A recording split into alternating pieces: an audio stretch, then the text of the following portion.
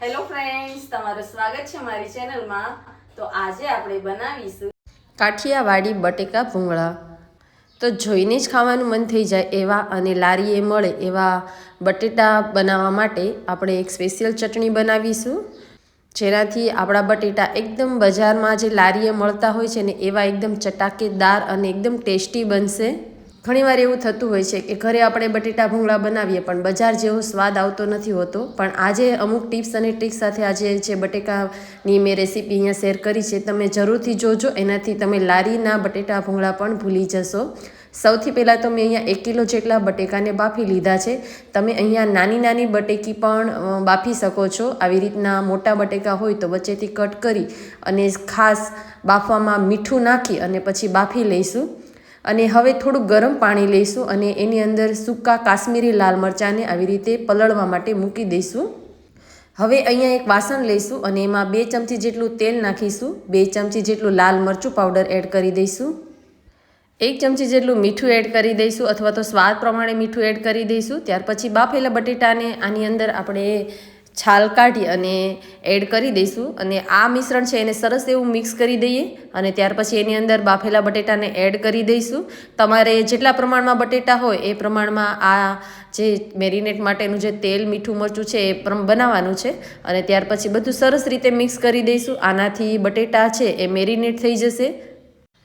આવી રીતે મેરિનેટ કરવાથી બટેકા ભૂંગળાનો ટેસ્ટ એકદમ સરસ બજારમાં જે લારીએ મળે ને એવો જ બનશે. ફક્ત આપણે અહીંયા મેરિનેટ જ કરવાના છે. તો હવે આપણે જેટલા પ્રમાણમાં ક્વોન્ટિટીમાં આપણે બટેટા બાફ્યા હોય એ ક્વોન્ટિટીમાં આપણે તેલ, મરચું અને મીઠું બનાવીશું અને પછી આવી રીતે મેરિનેટ કરી અને સાઈડમાં મૂકી દઈએ. હવે આપણે લસણ લઈશું. તો મેં અહીંયા 10 થી 15 કળી લસણ છે એને ફોલીને લઈ લીધું છે. મિક્સર જારમાં એડ કરી દઈશું. હવે જે આપણે કાશ્મીરી મરચાં છે જેને આપણે પલાળીને રાખ્યા હતા, બસ 5 થી 10 મિનિટ સુધી ગરમ પાણીમાં પલાળી દઈશું.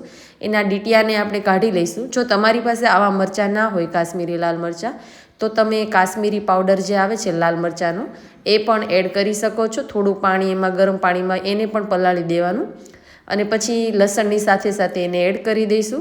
થોડુંક ગરમ પાણી જે આપણે મરચાંને પલાળવા માટે લીધું હતું એમાંથી થોડું પાણી એડ કરી દઈશું. અડધી ચમચી જેટલું મીઠું એડ કરી દઈશું.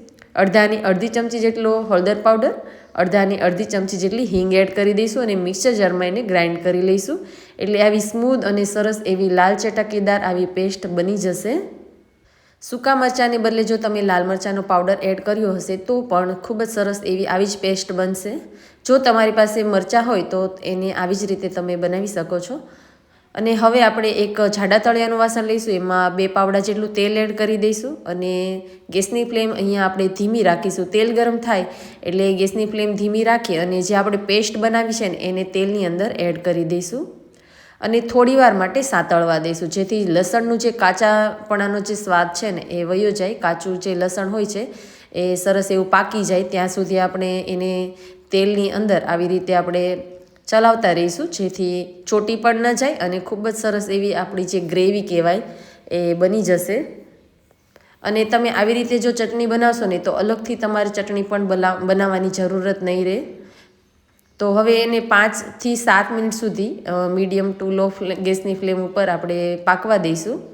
અને હવે એમાં ફરીથી થોડું મેં મીઠું એડ કર્યું છે. મીઠું અહીંયા તમે તમારા ટેસ્ટ એકોર્ડિંગ એડજસ્ટ કરી શકો છો. ફ્રેન્ડ્સ, વિડીયો ઉપયોગી લાગે તો લાઇક અને શેર જરૂરથી કરજો. ચેનલ પર નવા હો તો ચેનલને સબસ્ક્રાઈબ કરી લેજો. હવે તમે જોઈ શકો છો કે આપણી જે ચટણી છે એનો કલર પણ એકદમ સરસ રેડ કલરનો થઈ ગયો છે. એકદમ ચટાકેદાર આ ચટણી લાગે છે, પણ ખાવામાં એટલી બધી તીખી નથી બનતી જેટલી આપણને લાગતી હોય છે.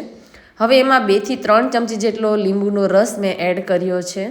હવે તમારે જો આમાં ગળપણ જોઈતું હોય તો તમે 1 ચમચી ખાંડ પણ એડ કરી શકો છો. અલગથી ચટણી બનાવવાની બિલકુલ જરૂરિયાત નહીં રહે. હવે આ ચટણીને આપણે બટેટાની ઉપર આપણે નાખી દઈશું. આમાં તમારા ઘરે બાળકો હોય તો તમે થોડા બટેટા અલગ કાઢી અને આ ચટણી એમાં એડ કરી શકો છો જરૂરિયાત મુજબ. હવે આ ચટણી નાખ્યા પછી બધું સરસ રીતે મિક્સ કરી દઈશું અને પછી ગાર્નિશ કરવા માટે મેં અહીંયા દાડમના દાણા લીધા છે. જેનાથી ખૂબ જ સરસ એવો ટેસ્ટ આવશે. ત્યાર પછી થોડી ખારી સિંગ પણ એડ કરી દઈશું, એનાથી પણ ખૂબ જ સરસ બજારમાં લારીએ મળે એવો જ ટેસ્ટ આવશે.